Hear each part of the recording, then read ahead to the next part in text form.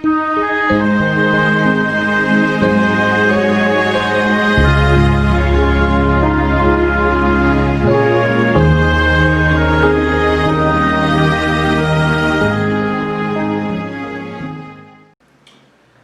mis hermanos, les invito a que abran sus Biblias conmigo en el Evangelio según Juan.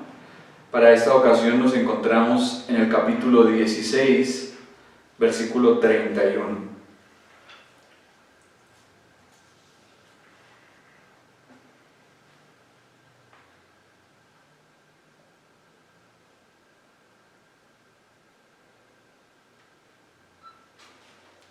Capítulo 16, versículo 31 del Evangelio según Juan. Dice así la palabra de Dios.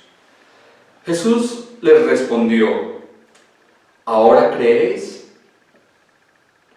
He aquí, la hora viene, y ha venido ya, en que seréis esparcidos, cada uno por su lado, y me dejaréis solo. Mas no estoy solo, porque el Padre está conmigo. Estas cosas os he hablado para que en mí tengáis paz.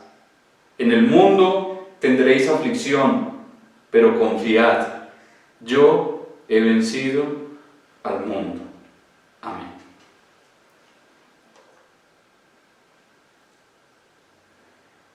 En el contexto observábamos que los discípulos le dijeron al Señor: ahora creemos, ahora entendemos. Y al parecer se veían y mostraban confiados en que su fe no estaba vacilante en aquel momento. Sin embargo, en este texto, en el versículo 31 que acabamos de observar, nuestro Señor advierte a sus discípulos de su ignorancia. Pensaban que creían y no dudaban de su propia fe, pues no debían confiarse demasiado. Su confianza entusiasta fue despedazada por la pregunta que nuestro Señor Jesús les hace aquí: ¿ahora creéis?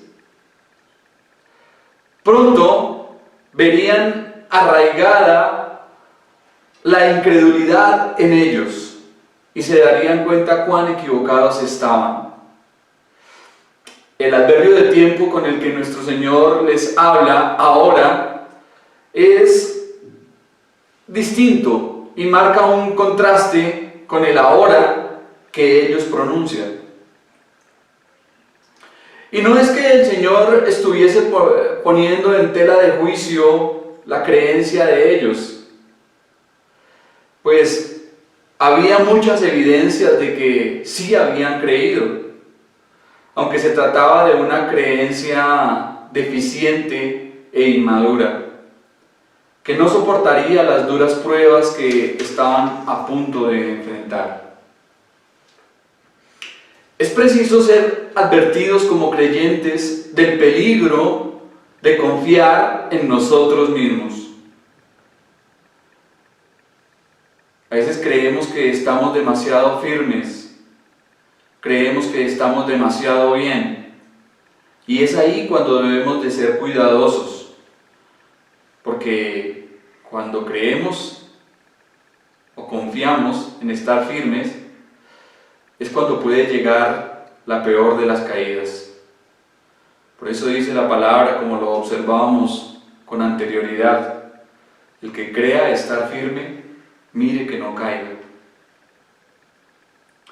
No alcanzamos a veces a percibir qué tan duro puede llegar la prueba a nuestras vidas. Cuando creemos estar firmes, de seguro estamos en el más cercano de los peligros. Así pues, debemos confiar, pero no en el poder de nuestra fuerza, no en nuestra propia capacidad, sino debemos confiar siempre en el brazo y en la mano omnipotente de nuestro Señor que nos sostiene. Por otra parte, notemos que la fe frágil e inicial del creyente también es aceptada por Dios, como la que demostraron los discípulos. La falta de fe en los discípulos sería evidente cuando abandonaran a su Señor durante el juicio y la crucifixión. Aunque habían creído, todavía no estaban dispuestos a darlo todo por su Maestro. Es verdad, ellos habían creído, tenían fe, pero no era una fe fuerte, no era una fe madura, era todavía una fe débil e infantil. Estos acobardados seguidores aún pensaban más en ellos mismos que en la causa de su Señor. Pero vendría la hora y llegaría el momento cuando serían tan intrépidos que ni la cárcel, ni la espada, el fuego, ni las fieras en el Coliseo romano lograrían detenerlos. Y esto sería lo que haría Dios con ellos, y no lo que ellos lograran en sí mismos ni por sí mismos. En el versículo 32 dice la palabra: He aquí, la hora viene y ha venido ya, en que seréis esparcidos cada uno por su lado, y me dejaréis solo. Mas no estoy solo, porque el Padre está conmigo. Con estas palabras, nuestro Señor revela a sus confiados creyentes el hecho de que aún ellos le abandonarían en breve. Inicia diciendo: mirad, para denotar lo increíble que era.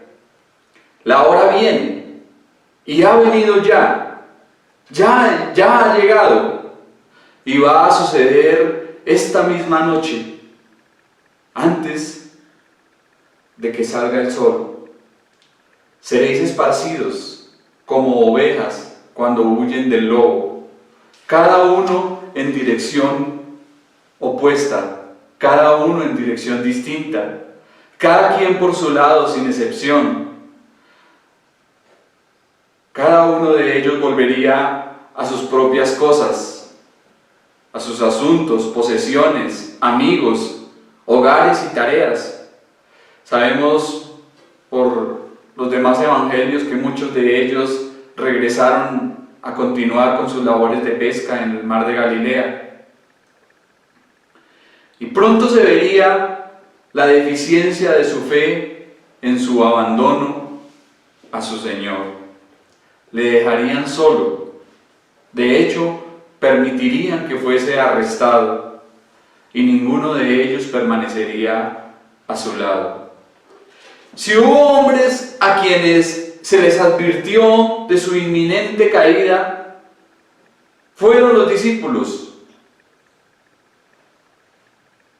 Solo cabe suponer que no entendieron a nuestro Señor o no fueron conscientes de la magnitud de la prueba que les esperaba.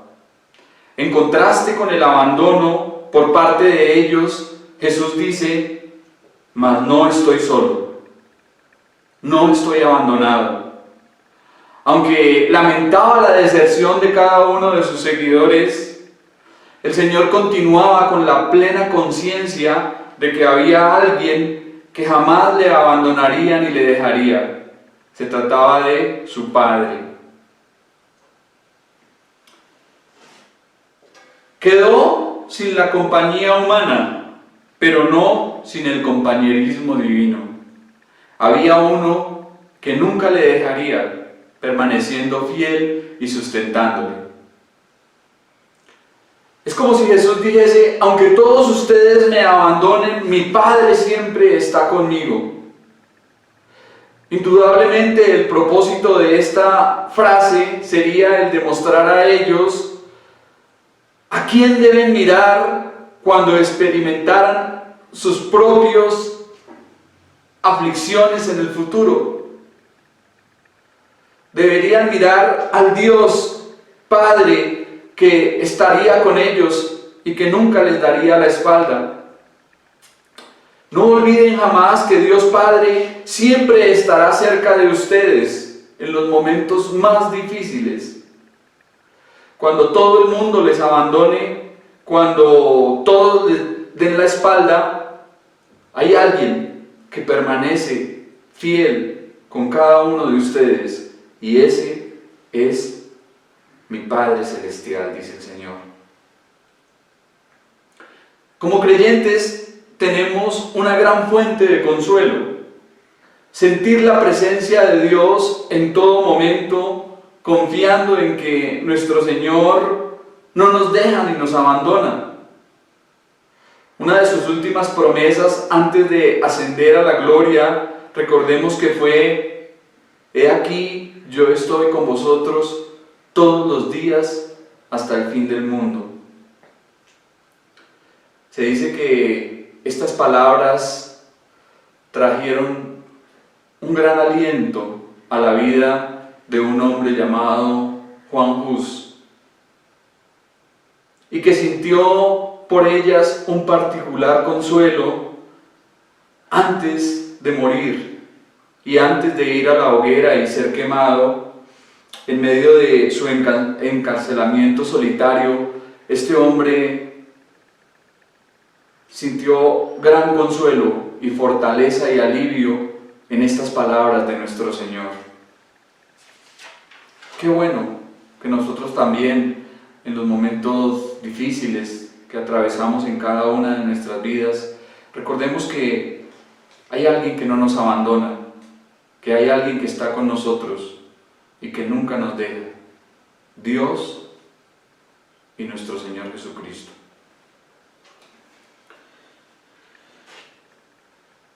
Estas cosas os he hablado para que en mí tengáis paz. En el mundo tendréis aflicción, pero confiad, yo he vencido al mundo. En este último versículo, nuestro Señor resume las razones que le han impulsado a decir todo lo que aparece en su sermón. Por lo cual dice: estas cosas os he hablado para que en mí tengáis paz. Todo lo que les he dicho, todo lo que les he venido hablando y les he enseñado, ha sido con el gran propósito de que tuviesen paz en mí. Cuando fuesen aborrecidos, perseguidos, falsamente condenados e incluso torturados, podían tener paz en Jesucristo. No se trata de cualquier paz, ni como el mundo la da, sino del descanso del alma que produce la íntima comunión con Cristo. La paz real y verdadera solamente se encuentra en Él.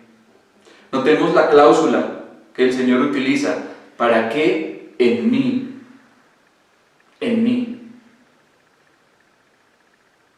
Si usted se siente atribulado, si hay turbación en su corazón, si no encuentra paz, debe buscarla en aquel que la tiene y la puede dar, en Jesucristo. Por eso el Señor dice aquí: para que en mí tengáis paz. Una de las grandes claves para experimentar la paz real y el consuelo en nuestra vida cristiana es buscarla en nuestro Señor y vivir confiando en Él, ya que Él es nuestra paz, como dirá más adelante el apóstol Pablo en su carta a los Efesios. Cristo es nuestra paz. Jesús nos ha prometido que en Él tendremos paz, paz con Dios y tranquilidad en medio del caos de un mundo hostil. Tanto la idea objetiva como la subjetiva se encuentran y mantienen en Él. No la busque en personas o lugares equivocados.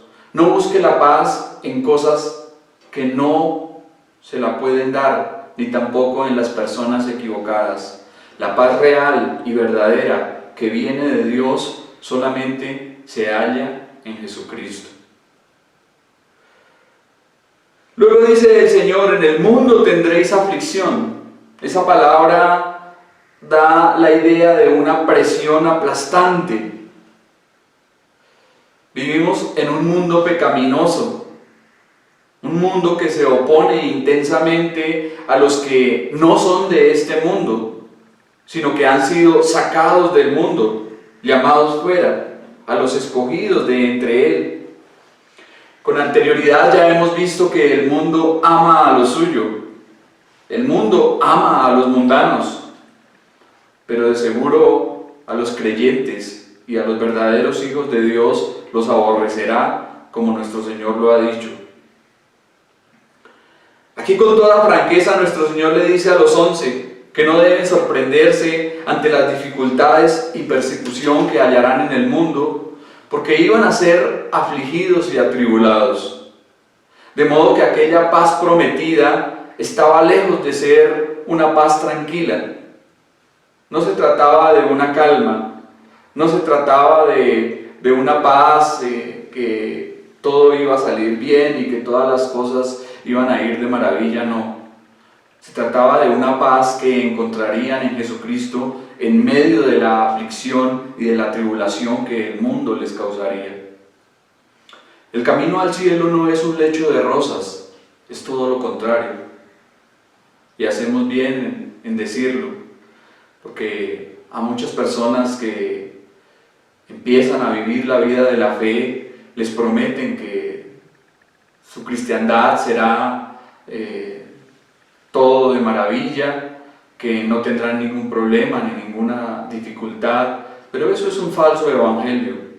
Eso no corresponde a lo que nuestro Señor Jesucristo dice. La verdad es que, como lo acabamos de observar, en el mundo tendremos aflicciones, tendremos tribulaciones, conflictos, rechazo y oposición. Sin embargo, notemos que es posible experimentar la paz del Señor en medio de un mundo agresivo que nos ataca y aflige, en medio de las tribulaciones de la vida. Cristo es la fuente de la verdadera paz y no nos dice que no tendremos problemas en el mundo. El Señor no dice eso, lo contrario, Él dice: en el mundo tendréis aflicción. Tampoco promete librarnos de tribulación mientras nos encontremos en el cuerpo. Lo que nos dice es que descansemos en la idea de que Él ha peleado la batalla y ha salido victorioso. Dice: confiad, yo he vencido al mundo. Jesús presentó a los discípulos y a nosotros por extensión el reto: anímense, confiad. Es un término griego que quiere decir atreverse, ser intrépido, tener buen valor, estar alegre, tener confianza. También apoyarse en y marchar con valentía a. Toda variedad de significado encaja en la exhortación de nuestro Señor aquí: confiad. Su victoria sobre el mundo, el pecado, el mal, Satanás y la muerte nos da razón para lanzarnos de cabeza al conflicto.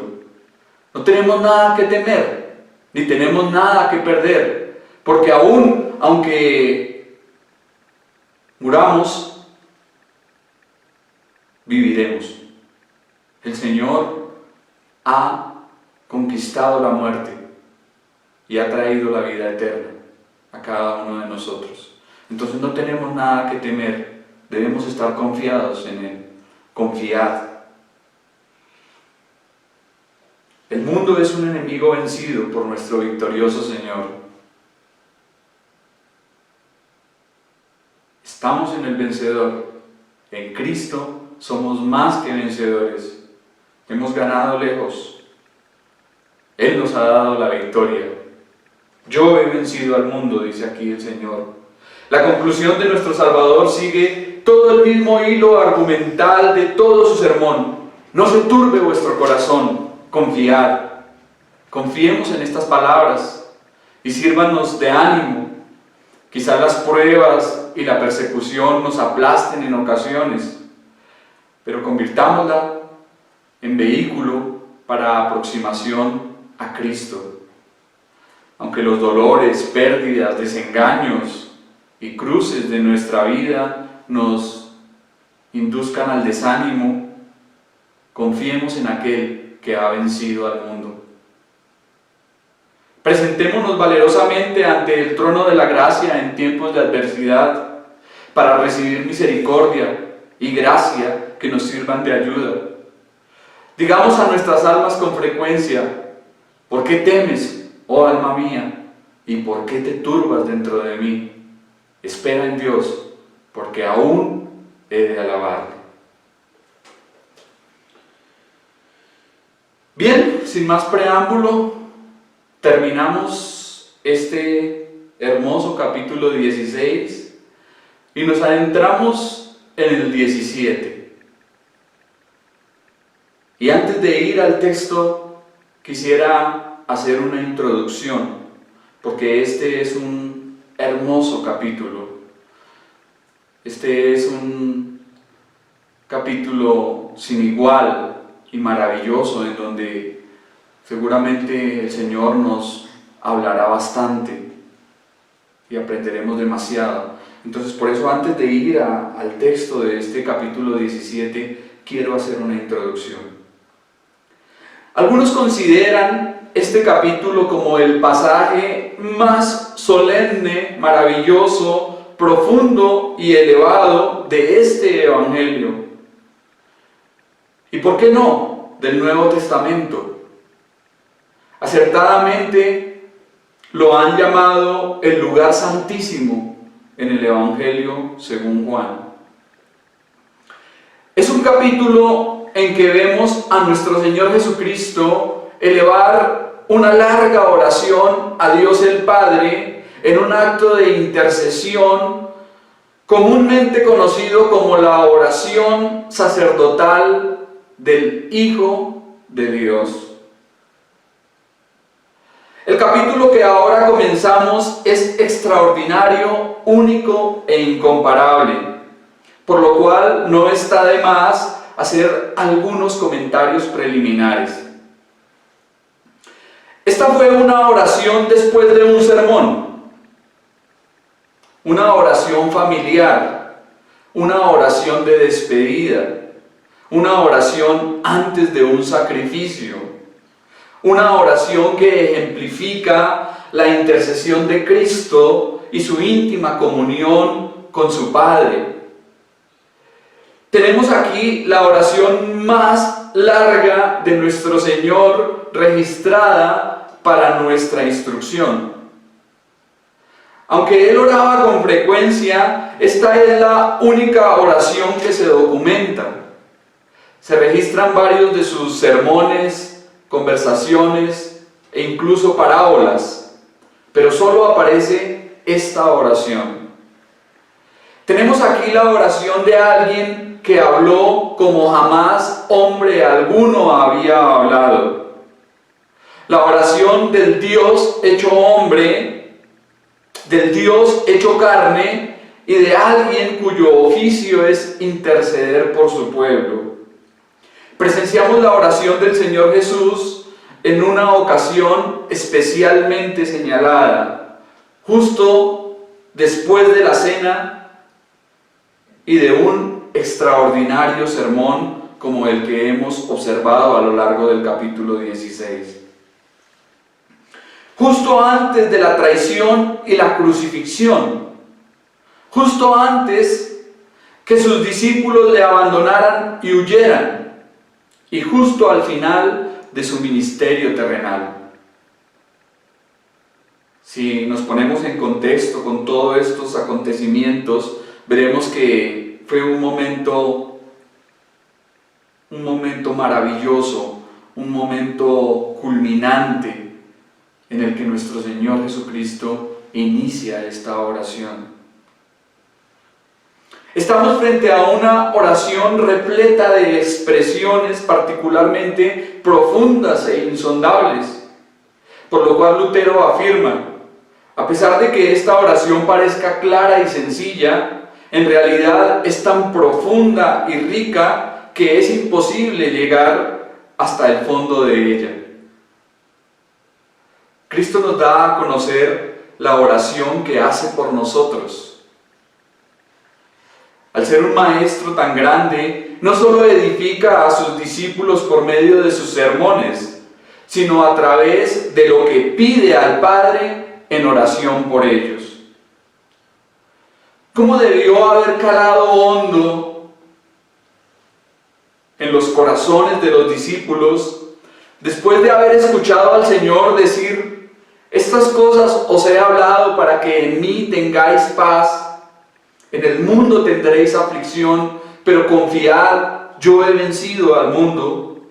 Verle levantando los ojos al cielo para iniciar un tiempo reverente de santa comunión con su Padre, en donde rogaría por ellos.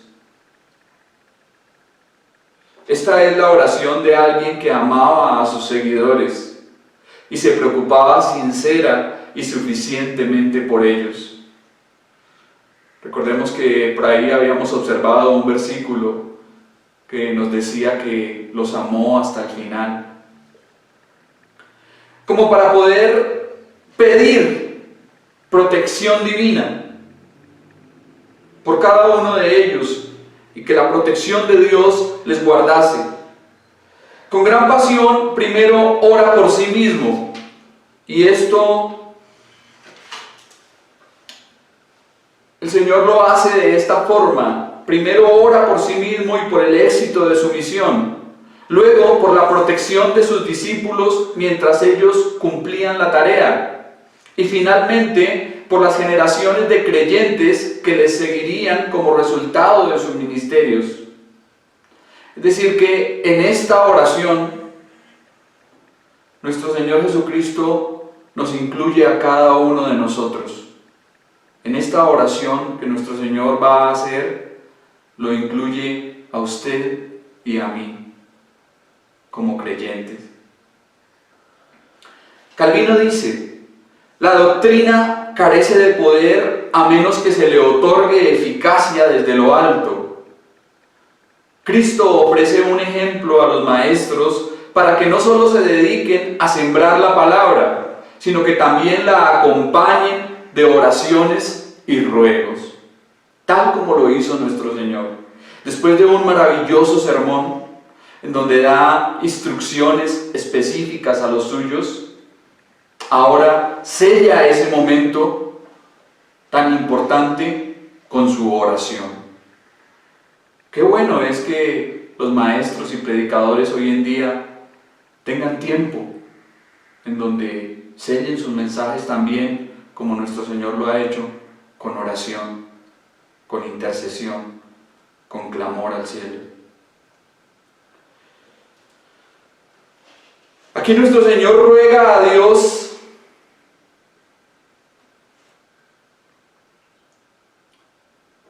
para que bendiga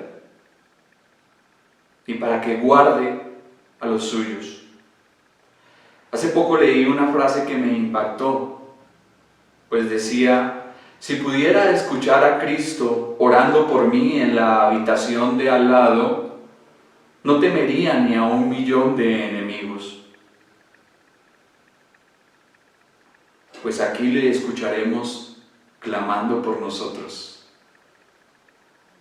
Aquí le veremos derramando su alma ante el Padre Celestial por todos y cada uno de los que ahora conformamos su iglesia, elevando su plegaria al Padre en nuestro favor. Imagen de su actual ministerio en el cielo.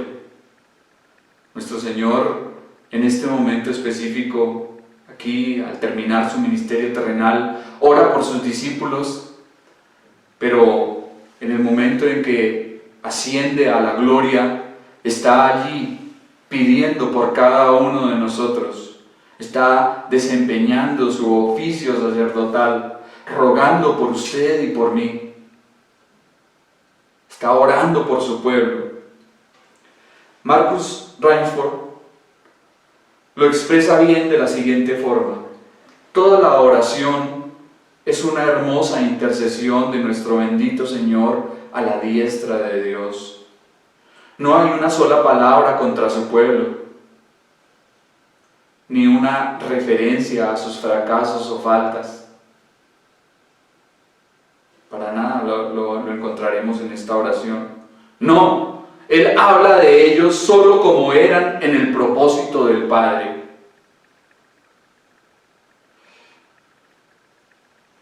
Como vinculados a Él y como receptores de aquella plenitud que Él vino a darles desde el cielo. Todas las peticiones particulares del Señor por su pueblo se relacionan con cosas espirituales.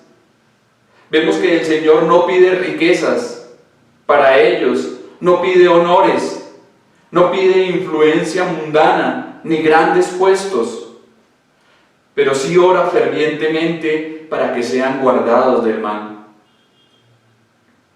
separados del mundo y preparados para el deber. También para que sean llevados a salvo al hogar celestial.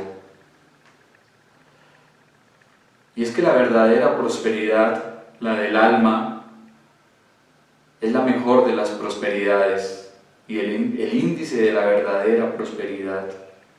Nuestro Señor no pide cosas mundanas ni cosas terrenales para sus seguidores. Pide que sean librados, que sean guardados y que sean llevados a salvo al hogar que Él nos ha preparado.